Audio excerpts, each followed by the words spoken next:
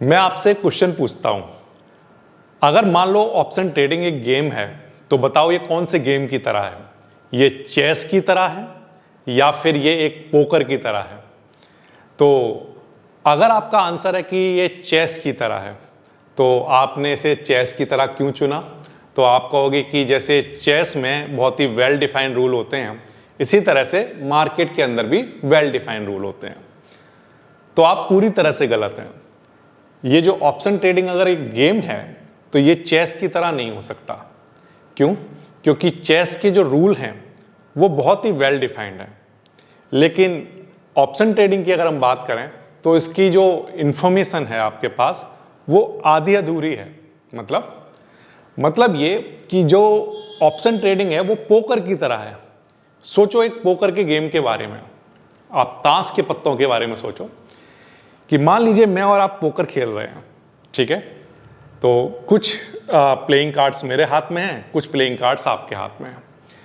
अब उन कार्ड्स में से मुझे अपने कार्ड्स का तो पता है कि मेरे पास क्या है, लेकिन सवाल यह है कि क्या मुझे आपके कार्ड्स का भी पता है? तो आंसर है नो। तो फिर आप क्या करूंगा मैं? तो आंसर है कि मैं कुछ प्रोबेबिलिटी के बारे में सोचूंगा कि आपके पास कौन से कार्ड हैं, उनके होने की प्रोबेबिलिटी क्या हो सकती है। केवल मैं वो निकाल सकता हूँ, वो कैलकुलेट कर सकता हूँ अपने माइंड में कि अगर मेरे पास ये कार्ड हैं तो आपके पास कौन कौन से कार्ड होने की प्रोबेबिलिटी है। तो इसका मतलब पोकर का गेम जो है वो प्रोबेबिलिटी का गेम है। उसमें जो सामने वाले के पास जो चीज है उसकी इंफॉर्मेशन आपके पास नहीं है, यानी कि आप पोकर के गेम में हाफ इंफॉर्मेशन के साथ हो। बाकी की जो हाफ चीजें हैं वो प्रोबेबिलिटी पर बेस्ड है। वो प्रोबेबिलिटी कम आपने जो कैलकुलेट की है वो सही भी हो सकती है और नहीं भी हो सकती है। तो ऑप्शन ट्रेडिंग चेस की तरह नहीं हो सकता। चेस के गेम में आप ये नहीं कर सकते कि मान लीजिए आपका राजा, आपका मान लीजिए घोड़ा आपका आउट हो गया, आपका मान लीजिए कोई प्यादा आउट हो गया, तो आपने बीच में एक नया रूल निकाल दिया कि नहीं ये प्यादा वापस आ गया, ये इस प्यादे को आप 2 बार मार सकते हो। ऐसा नहीं कर सकते। चेस के गेम में जो रूल हैं वो बहुत ही वेल डिफाइंड है। अगर आपने कहा कि आपका जो हॉर्स है वो 2.5 चलेगा, तो आप ऐसा नहीं है कि गेम के बीच में एक नया नियम निकाल दें कि नहीं अब आगे से ये 5 स्टेप चलेगा। नो, वो बहुत ही वेल डिफाइंड है। तो वहां पर कोई हाफ इंफॉर्मेशन जैसा नहीं है। जो रूल सामने वाले के लिए हैं वही रूल मेरे लिए हैं, और जो चेस पर मुझे दिख रहा है, जो मुझे दिख रहा है वही उसको भी दिख रहा है।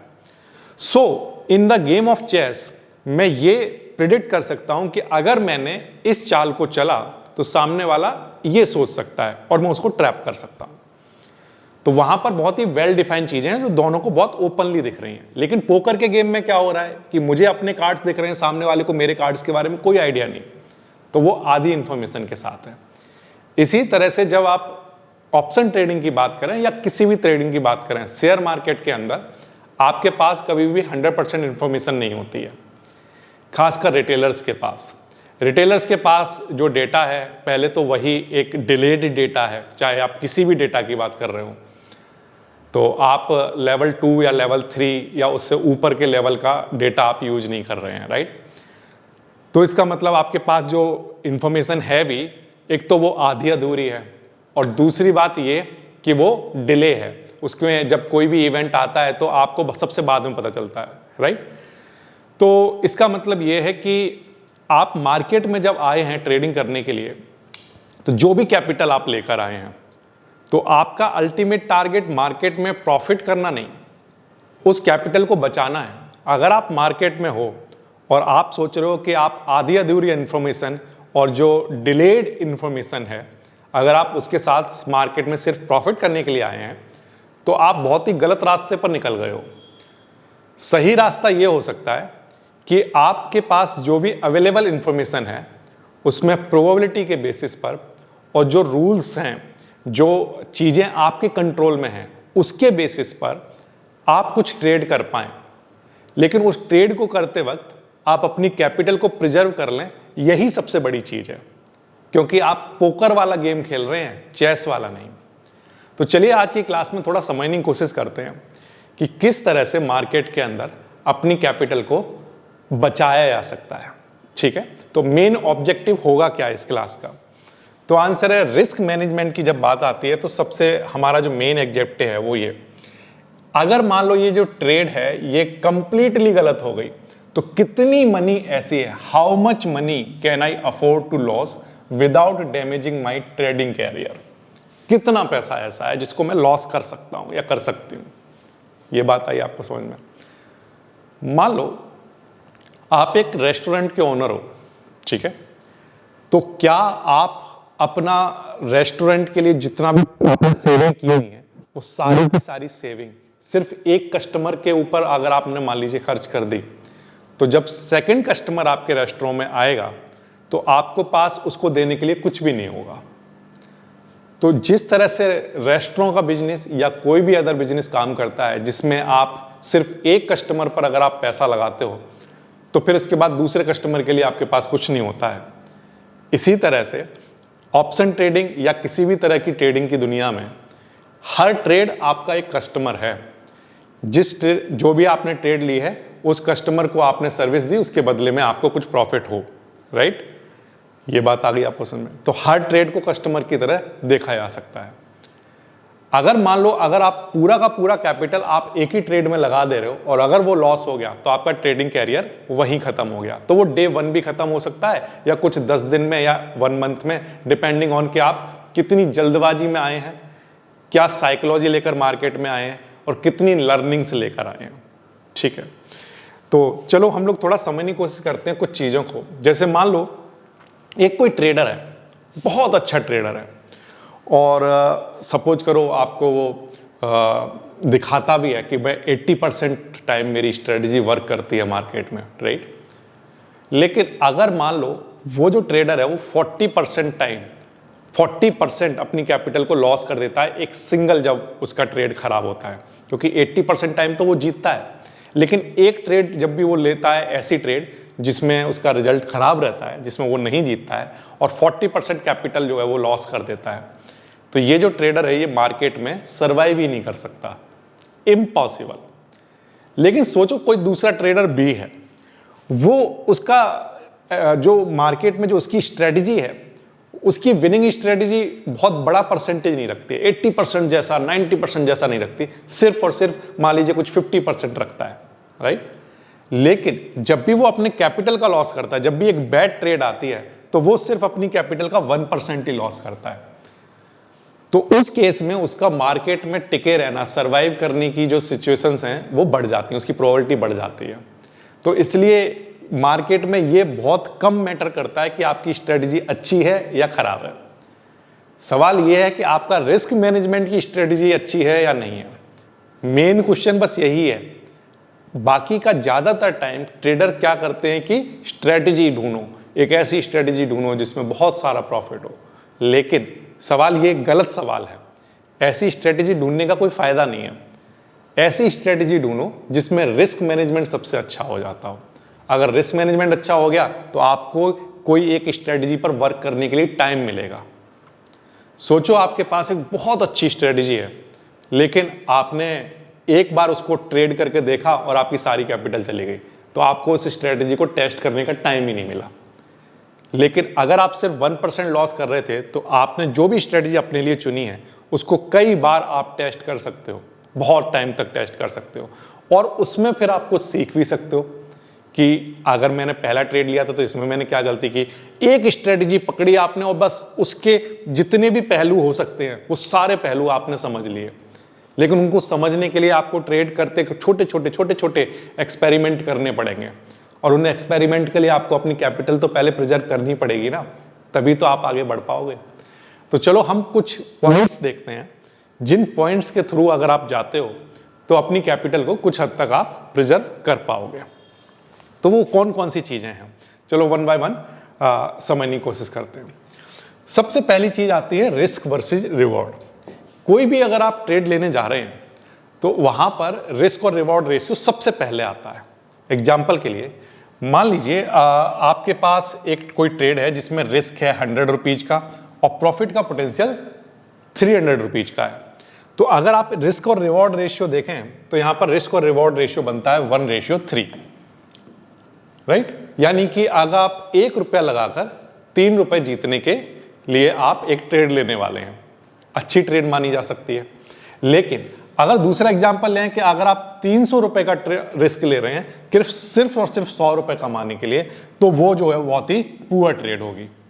और ऑप्शन सेलिंग के अंदर जनरली लोग ऐसा करते हैं, एक बड़ा अमाउंट लगाकर सोचते हैं कि एक छोटा छोटा सा प्रीमियम अर्न करके हम लोग काफ़ी बड़ा पैसा इकट्ठा कर लेंगे।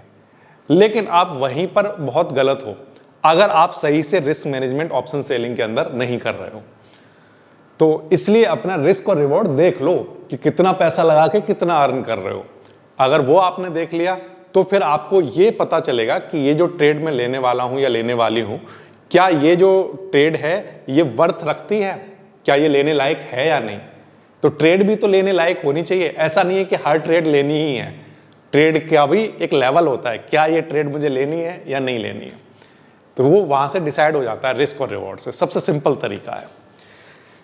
कुछ पॉइंट्स हैं जिनको अगर आपने कवर कर लिया तो आप बड़े आसानी से रिस्क मैनेजमेंट का लगभग हर पार्ट कवर कर चुके होंगे।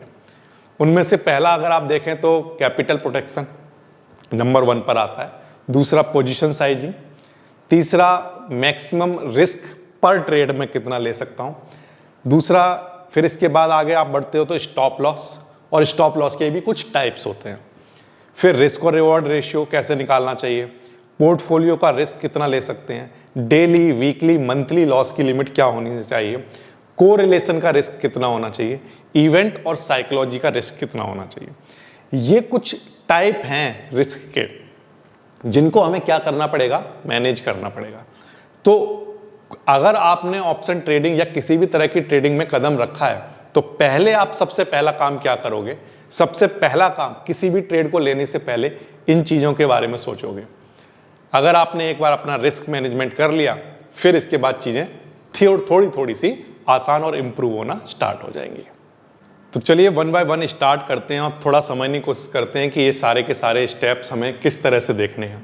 सबसे पहले आते हैं कैपिटल प्रोटेक्शन पर।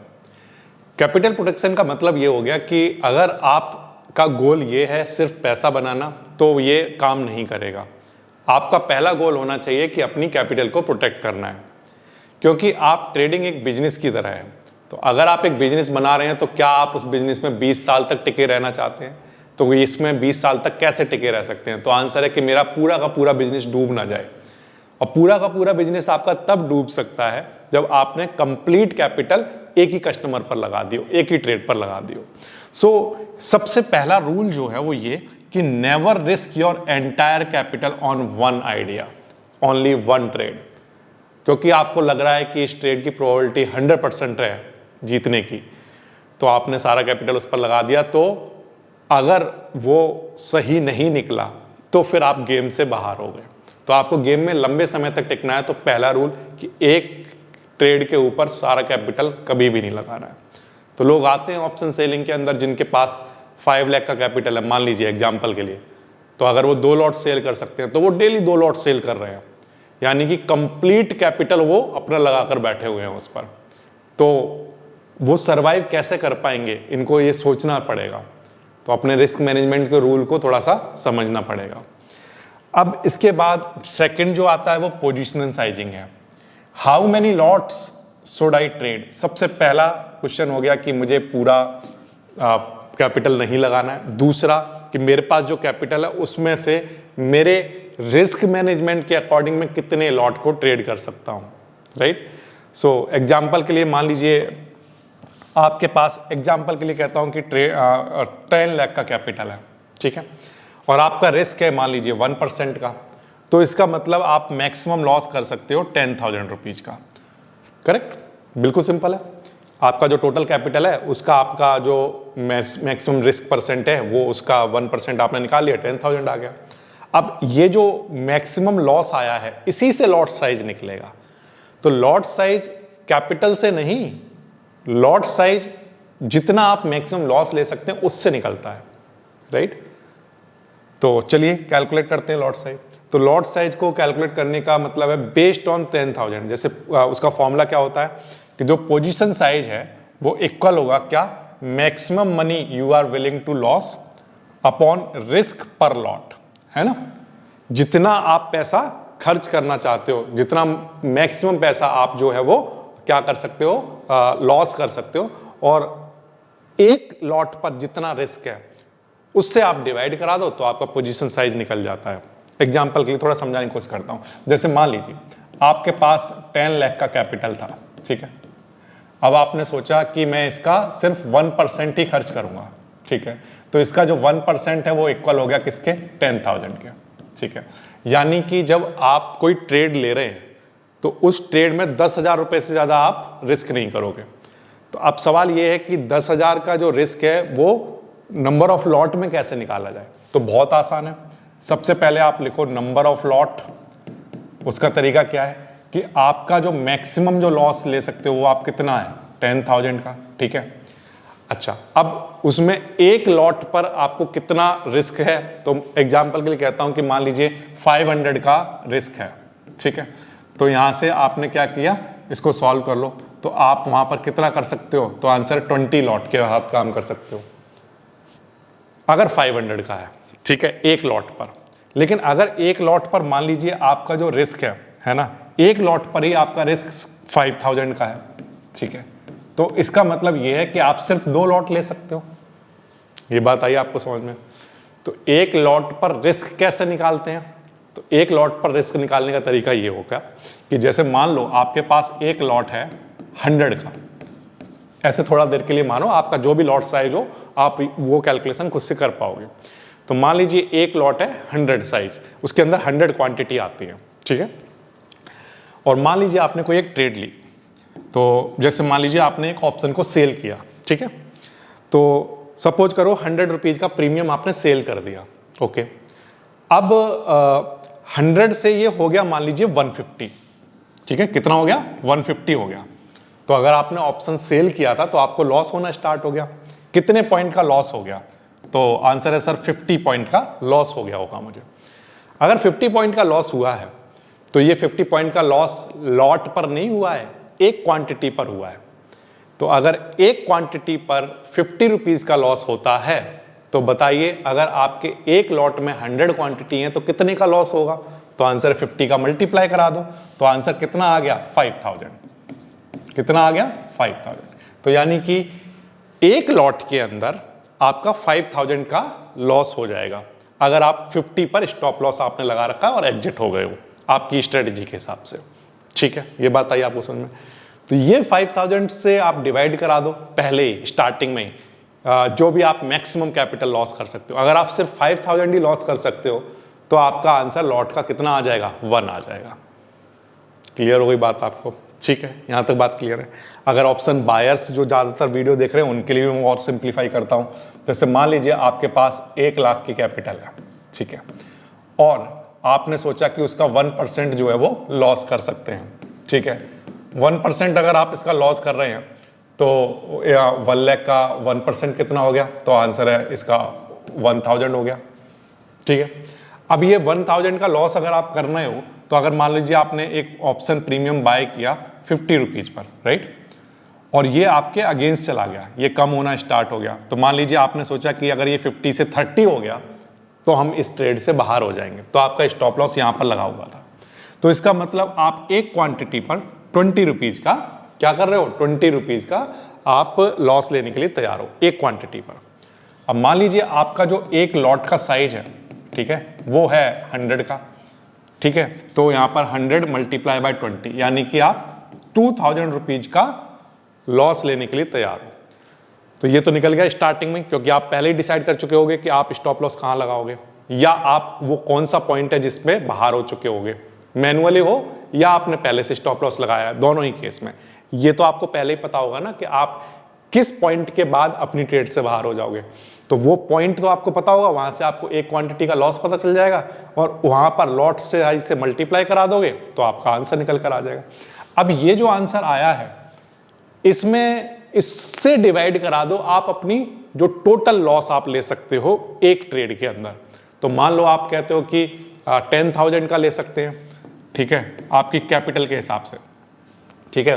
तो अगर कैपिटल के हिसाब से 10,000 का ले रहे हो यानी कि आप ये कह रहे हो कि आप टोटल कैपिटल पर 10% का लॉस एक ही ट्रेड में करने के लिए तैयार हो। ये बात आ रही है आपको समझ में? और अगर आप ये कह रहे हो कि नहीं, मैं अपनी टोटल कैपिटल पर सिर्फ और सिर्फ 2% का ही लॉस ले सकता हूं, तो 2% 1 लाख का 2% कितना हो गया? तो आंसर 2000। तो इसका मतलब ये है कि आप एक ही लॉट ले पाओगे, क्योंकि यहां पर एक ही लॉट में आपको 2000 का लॉस हो जा रहा है, और टोटल कैपिटल पर जो लॉस आप ले सकते हो मैक्सिमम वो 2000 ही है। तो 2000 से 2000 को डिवाइड कराओगे, आंसर 1 आएगा, यानी आप एक ही लॉट बाय कर सकते हो। लेकिन अगर मान लीजिए आप कहते हो कि नहीं 2% नहीं 4% या 5%, मान लीजिए आप कहते हो कि 5% है ना, या आप कहते हो 6%, वॉटएवर, जो भी आप यहां पर रखते हो, उसके अकॉर्डिंग आपका पहले तो मैक्सिमम लिमिट पता करो टोटल कितनी है। तो मान लीजिए 6% किया तो आपने कितना आ गया? 6000। और आपका अगर इसी तरह का स्टॉप लॉस लगा हुआ है तो एक ट्रेड पर आपको 2000 का लॉस हो रहा है, तो 2000 से डिवाइड करा दो तो आपके नंबर ऑफ लॉट निकल कर आ गए कितना? 3। तो यानी कि आपको दो चीजें कैलकुलेट करनी पड़ेंगी। पहला कि आप मैक्सिमम लॉस पूरे कैपिटल पर कितने का लोगे, और फिर एक लॉट पर कितने का लोगे, उससे आपका लॉट साइज निकल जाता है। तो ये आसान हो गया। तो पहले तो हमने टोटल कैपिटल प्रिजर्व कर लिया। वो कैसे किया कि हमने एक नंबर डिसाइड, एक परसेंटेज डिसाइड कर लिया कि इतना % हम लॉस ले सकते हैं। तो वो हमारा स्टेप 1 हो गया। स्टेप 2 पर हमने लॉट साइज डिफाइन कर लिया। अब इसके बाद नेक्स्ट जो चीज आती है वो है मैक्सिमम रिस्क पर ट्रेड, है ना। अब मैक्सिमम रिस्क पर ट्रेड जो है वो डिपेंड करेगा, अलग अलग तरह की स्ट्रेटजी पर डिपेंड करेगा और अलग अलग लेवल के ट्रेडर पर डिपेंड करेगा। मतलब ये कि जब स्टार्टिंग में कोई बिगिनर ट्रेडर आता है तो एक लॉट पर या एक क्वांटिटी पर वो कितना रिस्क लेगा ये वेरी करता है। अगर वो बिगिनर ट्रेडर है तो हो सकता है सिर्फ 0.5 से 1% तक ही वो अपनी एक ट्रेड पर लॉस लेना चाहे, राइट। या जो इंटरमीडिएट है वो 1 से 2% तक भी जा सकते हैं। लेकिन जो इंस्टीट्यूशन है वो ज़्यादातर जो प्रोफेशनल ट्रेडर हैं उनका परसेंटेज आपको इंटरमीडिएट और बिगिनर ट्रेडर के कंपैरिजन में थोड़ा कम दिखेगा, यानी कि 0.25 से 1%। तो ज़्यादातर ये लोअर वाली साइड में ही रहते हैं। तो जो इंस्टीट्यूशन है उनका रिस्क मैनेजमेंट कुछ इस तरह का होता है कि वो जितना मिनिमम रिस्क हो सके पर ट्रेड पर उतना मिनिमम रिस्क लेते हैं। उनका मेन काम ही है प्रोटेक्ट करना। उन्हें मार्केट को बनाना है, तो मार्केट मेकिंग करने के लिए उनको कैपिटल की जरूरत पड़ेगी, तो वो बहुत ज़्यादा रिस्क नहीं ले सकते। इसलिए आप बाकियों के कंपैरिजन में, रिटेलर के कंपैरिजन में अगर देखोगे तो मार्केट मेकर का जो रिस्क मैनेजमेंट होता है उसमें आप रिस्क पर ट्रेड देखोगे तो बहुत छोटा सा मिलेगा, बहुत छोटी सी परसेंटेज में मिलता है। ये समझ आया आपको? अच्छा, इसके बाद नेक्स्ट जो चीज़ है वो है आपके स्टॉप लॉस। ठीक है, सब कुछ तो डिसाइड हो गया। सोचो आपका मान लीजिए, मैं फिर से एग्जांपल देता हूं कि 1 लाख का आपका कैपिटल था एग्जांपल के लिए, ठीक है। उसमें सबसे पहला स्टेप डिसाइड हो गया कि 1% ही मान लीजिए लेंगे या 2%, डिपेंडिंग ऑन जो भी आपको ठीक लगता हो, ठीक है। अब 1% डिसाइड हो गया तो ये पहला स्टेप हो गया, ठीक है। मैक्सिमम डिसाइड हो गया, तो अभी इसको थोड़ी देर के लिए मैं समझाने के पर्पज से 2% कर देता हूँ, ठीक है। तो मान लीजिए आपका ये आ गया 2000, ये स्टेप नंबर 1 आ गया। टोटल कैपिटल जितनी भी है आपके डीमेट अकाउंट में, उस डीमेट अकाउंट जो कि ट्रेडिंग करने के लिए आपने रखी उसकी बात कर रहा हूँ, उसका आप एक परसेंटेज से आपका नंबर निकल कर आ गया। फिर इसके बाद आपने नंबर ऑफ लॉट निकालना स्टार्ट कर दिया, नंबर ऑफ लॉट डिसाइड हो गए, ठीक है। 2 काम हो चुके। अब तीसरे नंबर पर जब हम आते हैं तो फिर हमने ये देखा कि रिस्क पर ट्रेड कितना लेंगे हम। रिस्क पर ट्रेड का मतलब ये है कि अगर मान लीजिए आपने 100 रुपीज़ का प्रीमियम बाय किया इस उम्मीद में कि वो 100 से 120 हो जाएगा, लेकिन सवाल ये है कि अगर वो 100 से 90 हो गया या 95 पर जब वो आ गया तो आप किस पॉइंट पर इस ट्रेड से बाहर निकल जाएंगे, यानी कि आप कितने पॉइंट का रिस्क लेने के लिए तैयार हैं। क्या 5 पॉइंट का या 10 पॉइंट का या 50 पॉइंट का, डिपेंडिंग ऑन जितना आप पॉइंट का रिस्क ले रहे हैं वही आपका रिस्क पर क्वांटिटी बनता है, और वो क्वांटिटी का मल्टीप्लाई लॉट साइज से करा देते हैं तो वो रिस्क पर लॉट बन जाता है। तो इसीलिए आपको रिस्क पर ट्रेड नंबर 3 पर आता है जो आपको पता कर लेना चाहिए। तो मान लो अगर आप 100 रुपीज़ का प्रीमियम बाय कर रहे हैं और मान लीजिए 90 पर आपने डिसाइड किया कि 10 पॉइंट का ही आप रिस्क लेंगे, क्योंकि लॉट साइज जो है वो 100 है, मतलब एक लॉट में 100 क्वांटिटी है, तो आपका जो नेट बनता है वो 1000 रुपीज़ का आप रिस्क पर ट्रेड कर रहे हैं, ठीक है। तो अगर आपने इतना रिस्क पर ट्रेड किया यानी कि 10 पॉइंट डिसाइड किए तो इसका मतलब आपको 10 पॉइंट पर जाकर क्या लगाना पड़ेगा, स्टॉप लॉस लगाना पड़ेगा। तो जो आप स्टॉप लॉस लगाओगे वो डिफरेंट टाइप के होंगे। ये ऐसा नहीं है कि स्टॉप लॉस का एक सिंपल सा कोई एक रूल हो जो आप हर बार काम करेगा, राइट। तो बहुत सारे टाइप हैं। जैसे स्टॉप लॉस कहाँ पर हो सकता है, तो एग्जांपल के लिए स्टॉप लॉस जो है वो लिक्विडिटी के बेसिस पर लगाया जा सकता है, सपोर्ट के बेसिस पर लगाया जा सकता है, रेजिस्टेंस के बेसिस पर लगाया जा सकता है। बहुत सारे टाइप हो सकते हैं। उनमें से जो पहला आता है वो है टेक्निकल स्टॉप। टेक्निकल स्टॉप जो है वो चार्ट के बेसिस पर लगाया जाता है कि चार्ट पर जो स्ट्रक्चर बना हुआ है उसके बेसिस पर हम लोग स्टॉप लॉस लगा लें। सबसे बढ़िया चॉइस जो होती है वो टेक्निकल स्टॉप ही रहता है। लेकिन सबसे बढ़िया का मतलब ये नहीं है कि यही बेस्ट है, बाकी के सारे बेकार हैं। दूसरा स्टॉप लॉस लगता है वोलाटिलिटी के बेसिस पर, जैसे कि एग्जांपल के लिए एक्सपेक्टेड मूव या एटीआर, इसके बेसिस पर जो स्टॉप लॉस लगाए जाते हैं। दूसरा, इसके बाद जब हम और देखें स्टॉप लॉस के और टाइप, तो वो टाइमिंग का स्टॉप लॉस भी होता है, राइट। कि if expected move does not occur with in your plan holding period, तो आपको एग्जिट कर जाना है, राइट। जैसे एग्जांपल के लिए कुछ एक ऐसी स्ट्रेटजी है जिसमें आपको पता है कि इतने टाइम पीरियड में मूव आना चाहिए। जैसे मान लीजिए आप ऑप्शन बाइंग पर काम कर रहे हो, तो बाइंग के लिए टाइमिंग बहुत जरूरी है। तो अगर एक पर्टिकुलर टाइम पीरियड के अंदर मूव नहीं आया है तो टाइम डिके की वजह से आपको लॉस होना स्टार्ट हो जाएगा। तो वो जो लॉस होगा टाइम डिके की वजह से, वो कितना लॉस आप ले सकते हो उसके बेसिस पर आपने स्टॉप लॉस लगाया, राइट। तो उसको हम लोग टाइमिंग का स्टॉप लॉस कहते हैं। इसके अलावा प्रीमियम के बेसिस पर भी स्टॉप लॉस होता है कि जैसे मैंने अभी आपको एग्जांपल दिए कि 100 का प्रीमियम 90 का हो गया तो हम एग्जिट कर जाएंगे, तो ये प्रीमियम के बेसिस पर स्टॉप लॉस है। तो स्टॉप लॉस डिफरेंट तरीके से लगाए जाते हैं। तो आप डिपेंडिंग ऑन कि आप कौन सा स्टॉप लॉस लगा रहे हो, लेकिन सवाल ये है कि आप लगा रहे हो या नहीं लगा रहे हो, मेन चीज़ ये है। तो आपको एग्जिट की अपनी स्ट्रेटजी स्टॉप लॉस के थ्रू बनानी पड़ेगी। अगर कोई ये दावा करता है कि मैं स्टॉप लॉस नहीं लगाता या नहीं लगाते, तो सवाल ये है कि वो आपको आधी अधूरी बात बता रहा है, राइट। अगर वो स्टॉप लॉस नहीं लगा रहा है तो एक कोई स्ट्रेटजी है जिसमें उसने स्टॉप लॉस नहीं लगाया, लेकिन कोई दूसरा मेथड होगा जिससे वो एग्जिट हो रहा है, तो वो इक्विवेलेंट टू स्टॉप लॉस ही माना जाएगा। तो स्टॉप लॉस तो चाहिए होगा। स्टॉप लॉस का मतलब ये नहीं होता कि आपने ऑर्डर दे दिया तो ही स्टॉप लॉस माना जाएगा, राइट। अगर आपके सामने एक लॉस हो रहा है और आपने पहले से डिसाइड किया हुआ है कि इस पॉइंट पर आकर मैं मैनुअल एग्जिट करूंगा, राइट। तो आप अगर मैनुअल एग्जिट कर रहे हैं तब भी आपने जो लॉस है उसको क्या किया, स्टॉप किया, that is stop loss. Simple है। तो अगर कोई ये कहता है कि हम कभी स्टॉप लॉस नहीं लगाते हैं, इस बात का मतलब वो ये कह रहा है कि उसने पहले से ऑर्डर नहीं लगा के रखा है, लेकिन इस बात का मतलब ये नहीं है कि लॉस हो रहा होगा तो उसको स्टॉप नहीं करेगा। स्टॉप तो करना पड़ेगा, तो वो स्टॉप लॉस तो आएगा ही आएगा उस पिक्चर में। तो इसलिए जब कोई ये कहता है कि स्टॉप लॉस नहीं लगाना है, इसका मतलब वो आधी बात बता रहा है। पूरी बात ये है कि उसको एक टाइम बाद खुद मैनुअली लगाना पड़ेगा, तो वो तो करना पड़ेगा। अब इसके बाद नेक्स्ट जो चीज़ आती है वो है, या आपने हैजिंग के थ्रू भी कर दिया होगा, तो हैजिंग भी एक स्टॉप लॉस होता है, इस बात को ध्यान रखिए। फॉर्मूला रिस्क रिवॉर्ड का फॉर्मूला मैं आपको बता चुका हूं कि जो पोटेंशियल प्रॉफिट या जो पोटेंशियल लॉस हैं, इनका जो रेशियो होता है दैट इज रिस्क रिवॉर्ड। तो अगर आपको कम पैसे लगाकर ज़्यादा प्रॉफिट होने का अगर आपको ऐसा रिवॉर्ड मिल रहा है मार्केट में, तो हम कहते हैं कि एक अच्छा रिस्क और रिवॉर्ड बन रहा है। उस तरह की ट्रेड में जाना सही रहेगा, क्योंकि उसे गुड ट्रेड की कैटेगरी में रखा जाता है। और अगर आपको बहुत ज़्यादा पैसा लगाकर बहुत कम अमाउंट जो है ट्रेड करने को मिल रहा है, बहुत कम अमाउंट में प्रॉफिट होने को मिल रहा है, रिस्क ज़्यादा है, तो उसे बैड ट्रेड की कैटेगरी में रखा जाता है।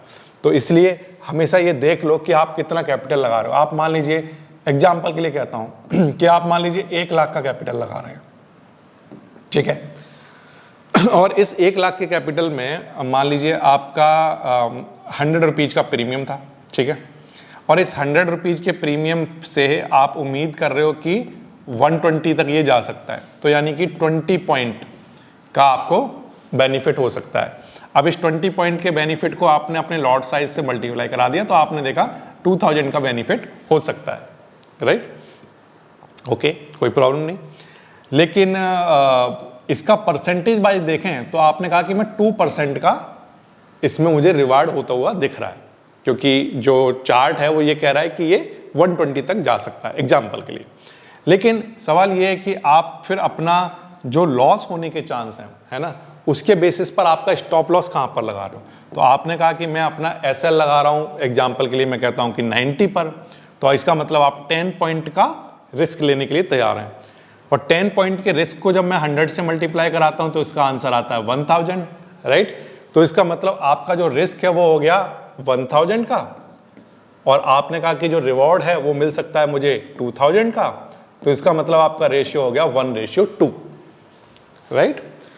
अब ये जो रेशियो है, इसमें जितना बड़ा आपका डिनोमिनेटर होगा उतना ज़्यादा बेटर माना जाएगा। एग्जाम्पल के लिए मान लीजिए इसी 10 पॉइंट के लॉस पर आपको अगर 130 तक जाने के लिए मिल रहा है, राइट, तो फिर हम ये कहेंगे कि यहाँ पर आपका जो 30 पॉइंट का बेनिफिट होगा, यानी कि आपको 3000, यानी कि आपका रेशियो 1:3 हो जाएगा। तो ये नंबर वही रहा, लेकिन अगर ये नंबर बढ़ रहा है तो वो और बेटर ट्रेड मानी जाएगी। मार्केट में जनरली जो रिस्क रिवॉर्ड रेशियो है 1:2, 1:3, जनरली ये रेशियो यूज किए जाते हैं। ओके, अब इसके बाद win rate versus risk reward, ये एक जरूरी रेशियो है जो हमें थोड़ा समझ लेना चाहिए।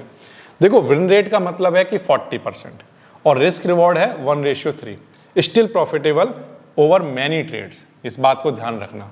जैसे एग्जाम्पल के लिए मान लीजिए विन रेट है 80%, ठीक है, और रिस्क रिवॉर्ड है 1:0.3 का, ये क्या हो सकता है, अनप्रॉफिटेबल ट्रेडर रहेगा डिस्पाइट मैनी विनिंग ट्रेड। इस बात का क्या मतलब है, इसको थोड़ा समझते हैं। जैसे मान लीजिए ये जो मैंने आपको रिस्क रिवॉर्ड रेशियो का आपको एक कैलकुलेशन दिया, ठीक है, और इस कैलकुलेशन के अंदर मान लीजिए आपका रिस्क रिवॉर्ड आ रहा है 1:2, तो ये तो निकालना आसान है, करेक्ट। 1:2 निकाला, रिस्क रिवॉर्ड अच्छा है, आपने सोचा कि ठीक है ये अच्छी चीज़ है। लेकिन सवाल ये है कि ये जो रिस्क रिवॉर्ड आपने कैलकुलेट किया है, ये कैलकुलेशन तो आपने प्रोबेबिलिटी के बेसिस पर की है, हाँ या ना। मतलब आप तो ये कह रहे थे कि 100 से 130 या मान लीजिए ये 120 तक जा सकता है, राइट। ये जा सकता है, ये क्या ये सर्टेन है? तो आंसर है नो, ये सर्टेन नहीं है। इसमें एक अनसर्टेनिटी बनी हुई है जिसको हम लोग मैथमेटिक्स की लैंग्वेज में प्रोबेबिलिटी कहते हैं।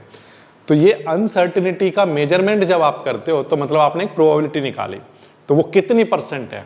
तो मान लीजिए आपने कहा कि ऐसा होने का जो चांस है वो 40% है, करेक्ट।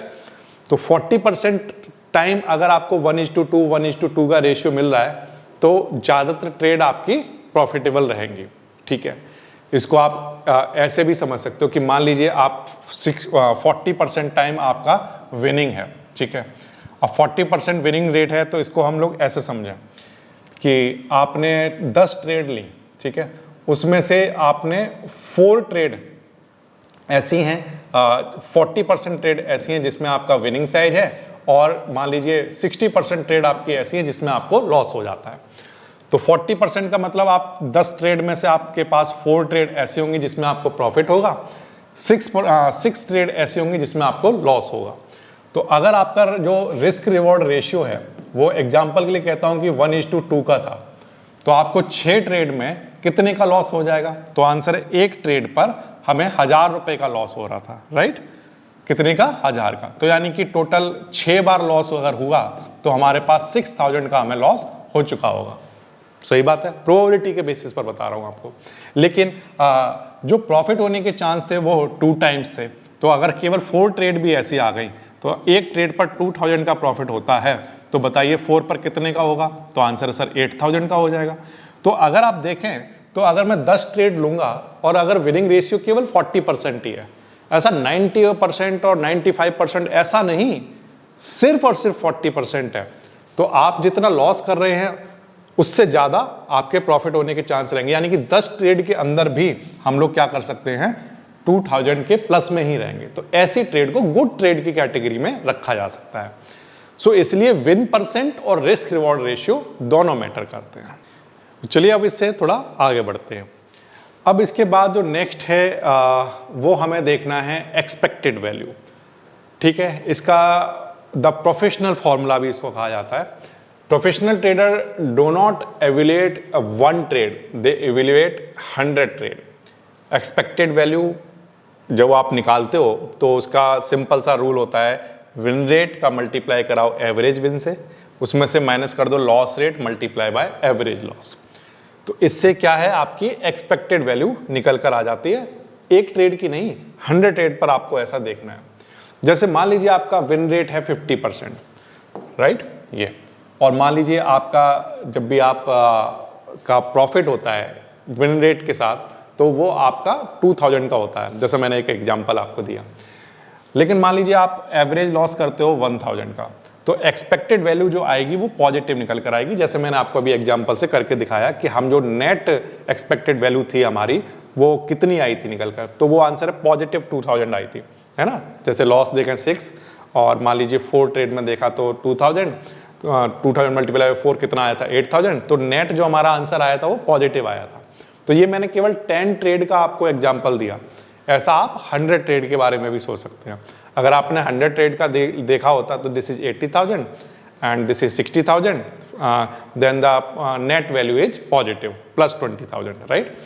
तो इसलिए जब आप हमेशा 100% जो 100 कम से कम 100 ट्रेड का जब आप एक बार देखते हैं कि नेट वैल्यू कैसी है, पॉजिटिव है, तो इसका मतलब ये है कि आपने जो एक सिस्टम बना लिया है उस सिस्टम के पास एक एज है। यानी कि मार्केट में ज़्यादातर जो ट्रेडर हैं, मान लीजिए आप मुझे कहना चाहिए कि जो केवल 1% लोग हैं मार्केट में, आप उन 1% में से कोई एक हो, क्योंकि आपके सिस्टम के पास एक ऐसा एज आ गया है जिसमें इस रेशियो का पॉजिटिव वैल्यू निकल कर आता है, ठीक है। अब इसके बाद जो नेक्स्ट है वो है पोर्टफोलियो रिस्क या वीकली रिस्क, मंथली रिस्क, है ना। ये जो रिस्क हैं, इन रिस्क को भी हमें मैनेज करना सीखना चाहिए, समझना चाहिए और हमेशा उसको अप्लाई भी करना चाहिए। केवल ऐसा नहीं कि सीख लिया और अप्लाई नहीं किया। पोर्टफोलियो रिस्क, जैसे मान लीजिए हम ट्रेड करते हैं, एग्जांपल के लिए कहता हूं कि Nifty, bank Nifty, fin Nifty, ये सब के सब बुलिश हैं। तो और मान लीजिए ये 3 डिफरेंट ट्रेड हैं, ठीक है। तो क्या ये 3 डिफरेंट ट्रेड हैं? तो answer no, they are highly correlated. If the market fall all 3 position में लॉस टुगेदर। निफ्टी के अंदर बैंक निफ्टी बैंक्स का बहुत बड़ा पार्ट है, राइट, या जो फिन निफ्टी है वो भी बैंक्स का ही पार्ट है, फाइनेंस वाला पार्ट है। तो मैं ये कह रहा हूं कि अगर आपने ये 3 ट्रेड अलग अलग लिए हैं और आप सोच रहे हो कि तीनों बुलिश हैं, तो ये तीनों ट्रेड अलग अलग नहीं है। अगर वो फॉल करेंगे तो तीनों फॉल करेंगे। इसको हम लोग कोरिलेटेड रिस्क कहते हैं, ठीक है।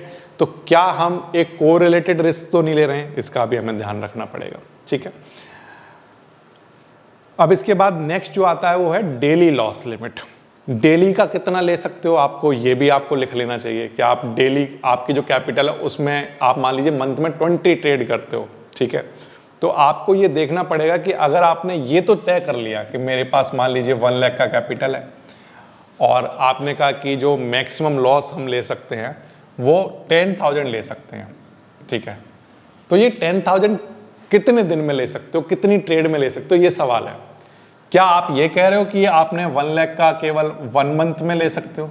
तो इसको हम लोग क्या कहेंगे, मंथली रिस्क, 1 मंथ के अंदर जो आपने रिस्क लिया, ठीक है। ये बात आ गई आपको समझ में।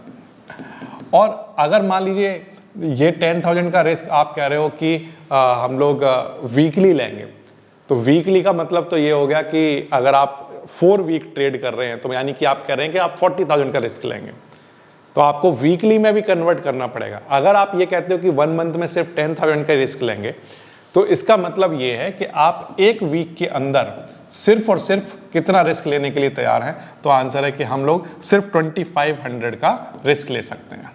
क्यों? क्योंकि हमारे पास 4 वीक हमें ट्रेड करना है, तो 4 का मल्टीप्लाई 2500 में करोगे तो मंथली आ जाएगा, सही है। फिर अगर आप वीकली कर चुके हो तो फिर आपको करना पड़ेगा कि आप डेली कितना ले सकते हो, राइट। तो आप एक वीक के अंदर 5 डे ट्रेड करते हो, मंडे टू फ्राइडे, राइट। तो एक दिन के अंदर कितना हो सकता है, तो आप इसको 5 से डिवाइड करा दो, तो कितना आंसर आ गया, 500 आ गया, राइट। तो इसलिए पहले आपको अपने टोटल कैपिटल का टोटल अमाउंट पहले एक बार देखना पड़ेगा कि 1 मंथ में कितना कर सकते हैं, उसको फिर वीकली में कन्वर्ट करो, वीकली से फिर ट्रेड में डेली में कन्वर्ट करो, फिर डेली में भी फिर ट्रेड में कन्वर्ट करो। मतलब अगर आप डेली के डेली मान लीजिए आप सपोज करो, एग्जांपल के लिए कहता हूं कि आप 5 ट्रेड ले लेते हो, राइट। तो इसका मतलब आप एक ट्रेड के अंदर सिर्फ और सिर्फ 50 रुपीज का ही आप जो है लॉस ले सकते हो। इस बात का मीनिंग ये हो गया। तो ये इतनी क्लियरिटी के साथ जब आप चलोगे कि मंथली, वीकली, डेली और पर ट्रेड, तब आपका पर ट्रेड का रिस्क सही सही कैलकुलेट होता है। अगर आपने कुछ ऐसे ही कोई रैंडम नंबर बना लिया है कि 1 लाख कैपिटल है तो चलो 1 लाख हो गया पर रिस्क ट्रेड, तो पर ट्रेड का रिस्क मान लीजिए आपने 1000 कह दिया, लेकिन अगर आप पर ट्रेड का रिस्क 1000 कह रहे हो तो ऐसी 5 ट्रेड का आप रिस्क यानी कि कह रहे हो कि 5000, राइट। अब 5000 कह रहे हो तो एक वीक के अंदर अगर आप देखें तो आप अगर मान लीजिए प्रॉफिटेबल हुए ही नहीं कि कभी भी, थोड़ी देर के लिए, सिर्फ एग्जांपल के लिए, तो आपने किसी भी ट्रेड में मान लीजिए आपने प्रॉफिटेबल नहीं हुए, तो आप इसको मल्टीप्लाई फिर करा लो 5 से, तो आपका वीक का निकल जाएगा, यानी कि आप कह रहे हो 25,000 का लॉस, राइट। और अगर आप फिर उसको मंथ में कन्वर्ट करोगे तो इसका मतलब आप उसको 4 से मल्टीप्लाई कराओ, क्योंकि 4 वीक होते हैं। तो 25,000 इंटू 4 करोगे तो जो आपका जो टोटल कैपिटल है ना, टोटल कैपिटल जो है वो आपका 1 मंथ के अंदर पूरा का पूरा लॉस हो चुका होगा। तो इसलिए जनरली मैंने देखता है, जब मैं बात करता हूं लोगों से, तो वो कहते हैं कि उन्होंने एक सिस्टम बना रखा है कि 1% का लेंगे, लेकिन सवाल ये है कि 1% कितने में, टाइम में, 1 मंथ में, 1 वीक में, 1 डे में, या पर ट्रेड में। फिर उसके अकॉर्डिंग आपको देखना है, क्योंकि अगर आप ये कह रहे हो कि ये तो सर कैलकुलेशन ही गलत है, क्यों? क्योंकि आपने तो 5 ट्रेड डेली के लिए, उनमें सब में लॉस लेकर चले आप, और आप वीकली जो वीकली ट्रेड हैं सारे वीक में पूरे में लॉस लेकर चले, और आप पूरा मंथ में लॉस लेकर चले। तो मैं ये कहता हूँ कि क्या ये पॉसिबल नहीं है? क्या इस बात की कोई गारंटी है कि आप अगर पूरा मंथ ट्रेड लेंगे और मंथ में आपको हर ट्रेड में लॉस नहीं होगा? क्या इस बात की कोई गारंटी है आपके पास? क्योंकि आप जिस मार्केट में ट्रेड कर रहे हैं और अभी आप जिस सिचुएशन में, क्योंकि अगर आप इस वीडियो को देख रहे हैं तो इसका मतलब तो ये है कि आपके पास, आप लर्निंग प्रोसेस में हो अभी, इसका मतलब तो ये हुआ। और अगर लर्निंग प्रोसेस में हो यानी कि आपके पास पूरी इन्फॉर्मेशन नहीं है। अब कौन सी इन्फॉर्मेशन ऐसी है जो आपके पास नहीं है, जिसके बेसिस पर आपको लॉस हो सकता है? तो कोई भी इंफॉर्मेशन का पीस हो सकता है जो आपके पास अभी तक नहीं है, राइट। तो उसके बेसिस पर लॉस हो सकता है। तो लॉस होने के लिए 100% लॉस हो जाए, ये हो सकता है, कुछ भी पॉसिबल नहीं है। मतलब ऐसा नहीं कह सकते कि आप, कोई मान लीजिए एक ब्लैक स्वॉन इवेंट हो गया, तो मैं कहता हूं कि एक ट्रेड के अंदर ही आपका, अगर रिस्क मैनेजमेंट आपने नहीं कर रखा है, तो आपका एक ट्रेड के अंदर ही इतना लॉस हो सकता है। तो कुछ भी इसमें पॉसिबल हो सकता है, इस बात को ध्यान रखिए, ठीक है। इतना क्लियर हो गया। अब इसके बाद जब आप वीकली, मंथली, है ना, ये सारी चीजें देख लेते हो, फिर भी इसके बाद एक इवेंट का रिस्क रहता है। तो इसलिए सबसे पहले जब हम लोग ये सीरीज स्टार्ट किया था, तो इसलिए हम लोग सबसे पहले रिस्क इवेंट को, इवेंट के रिस्क को ही सबसे पहले डिस्कस करते हैं। क्योंकि एक इवेंट आएगा और अगर कोई रिस्क मैनेजमेंट नहीं है तो वो एक ही ट्रेड में सारी कैपिटल को वाइप आउट कर सकता है। तो इसलिए ट्रेड लेने से पहले एक बार इवेंट का रिस्क भी जरूर देख लें कि हम कितना ले रहे हैं। ये आपका 10th नंबर पर आता है। अब इसके बाद गैप का रिस्क, अगर ओवरनाइट मान लीजिए कोई एक इवेंट हो गया ग्लोबली, तो जो गैप अप या गैप डाउन का रिस्क है वो भी आपको कंसीडर करना चाहिए। क्योंकि ऐसा नहीं है कि हर ट्रेडर ही इंट्राडे ट्रेडर है, कुछ पोजिशनल ट्रेडर भी होते होंगे। तो जिन्होंने आज ट्रेड ली है, फिर वो कल अपनी ट्रेड को जब जाकर देखेंगे तो अगर कुछ उनकी पोजीशन के अगेंस्ट गैप अप या गैप डाउन हो गए हैं, तो वो भी माइंड में कंसीडर करने पड़ेंगे कि अगर ऐसा हुआ तो क्या होगा, तो स्टॉप लॉस का टाइप कैसा होना चाहिए, राइट। और वो सिचुएशन अगर आती है तो सिचुएशन को कैसे मैनेज किया जाएगा, तो वो जो मैनेजमेंट है वो भी रिस्क मैनेजमेंट का ही पार्ट होगा। ये समझ आया? तो इसलिए गैप अप का रिस्क, इवेंट के रिस्क, स्लिपेज का रिस्क, अगर आप मान लीजिए मार्केट में मार्केट ऑर्डर लगा रहे हैं, तो मार्केट ऑर्डर लगाने पर स्लिपेज देखने को मिलता है। जैसे कि आप 100 रुपीज़ पर बाय करना चाह रहे थे, लेकिन आपका ऑर्डर एग्जीक्यूट हुआ, क्योंकि वो मार्केट ऑर्डर था तो 102 पर जाकर एग्जीक्यूट हुआ, तो 2 रुपए का आपका रिस्क पहले ही आ चुका। अब ऐसे 2 रुपए एक क्वांटिटी पर अगर रिस्क आया है, तो ऐसे 100 क्वांटिटी अगर एक लॉट में है तो 200 का रिस्क आपकी कैपिटल पर पहले ही आ चुका है। जबकि आपका टोटल जो ट्रेड का जो रिस्क था, एक ट्रेड का जो रिस्क था, मान लीजिए 500 था, उसमें 200 का लॉस तो पहले ही हो गया स्लिपेज की वजह से, राइट। तो हमें स्लिपेज के रिस्क को भी माइंड में रखना पड़ेगा। ये जो प्रोफेशनल ट्रेडर हैं, इंस्टीट्यूशन है, वो स्लिपेज का बहुत ध्यान रखते हैं। अब इसके बाद लिक्विडिटी का रिस्क। सपोज करो आपके पास कोई एक स्ट्राइक है जिसमें लो वॉल्यूम है, कोई वॉल्यूम ही मतलब बहुत ज़्यादा कम लो है, और फिर इसके बाद वाइड स्प्रेड उसमें बनी हुई है, तो आप एग्जिट ही नहीं कर पा रहे हो, ठीक है। तो इसलिए आप हमेशा ऐसी स्ट्राइक को चुन सकते हो जो कि लिक्विड वाली हो। मान लीजिए आपने 100 रुपीज़ का कोई कॉल ऑप्शन बाय कर लिया एक ऐसी अंडरलाइन का जिसमें आप उसको सेल करना चाह रहे हो, राइट, और जो स्प्रेड है वो मान लीजिए कुछ इस तरह की है, एग्जाम्पल के लिए 90 और 110। अब आपने बाय तो कर लिया है ना, अब वो सेल करने के लिए आपको जो मिल रहा है ना, वो केवल 90 पर जाकर मिल रहा है, तो इसको हम लोग क्या कहेंगे, इलिक्विड है। अगर ये अच्छा खासा लिक्विडिटी रखता होता तो आपको 99.5 पर भी सेल करने को मिलता, 99.9 पर भी सेल करने को मिल जाता। तो जो प्रोफेशनल ट्रेडर हैं वो हमेशा लिक्विडेट मार्केट को ढूंढते हैं, क्योंकि अगर आप एक ऐसी अंडरलाइन में चले गए जहाँ पर लिक्विडिटी का रिस्क है, तो ये रिस्क ऐसा रिस्क है जो आपने पहले से कैलकुलेट करके नहीं रखा था। वो डिपेंड करेगा कि मार्केट में वॉल्यूम कितना आ रहा है, तो इसलिए इस रिस्क को भी आपको ध्यान रखना है। तो ये रिस्क तो आप पहले ही खत्म कर सकते हो पूरी तरह से, इसके बारे में आपको डेली सोचना भी नहीं पड़ेगा अगर आप एक ऐसी अंडरलाइन पर काम कर रहे हो जो कि एक अच्छे खासे वॉल्यूम के साथ ट्रेड करती है, ठीक है। तो ये कुछ चीज़ें हैं जो आप अगर ध्यान रखें तो बड़े आसानी से अपना रिस्क का मैनेजमेंट किया जा सकता है। अब एक रिस्क मैनेजमेंट का वर्क फ्लो फाइनली आपको दे देता हूँ, जिसको अगर आप डेली के डेली अगर देख लें तो आपको कुछ ना कुछ उम्मीद कर रहा हूँ कि इम्प्रूवमेंट देखने को मिल सकता है।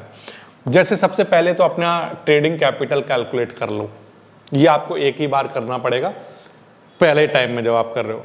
फिर आपको डेली आदत डालनी पड़ेगी कि अब आपकी कैपिटल कितनी बढ़ चुकी है प्रॉफिट होने के बाद, या लॉस होने के बाद कितनी रह गई है।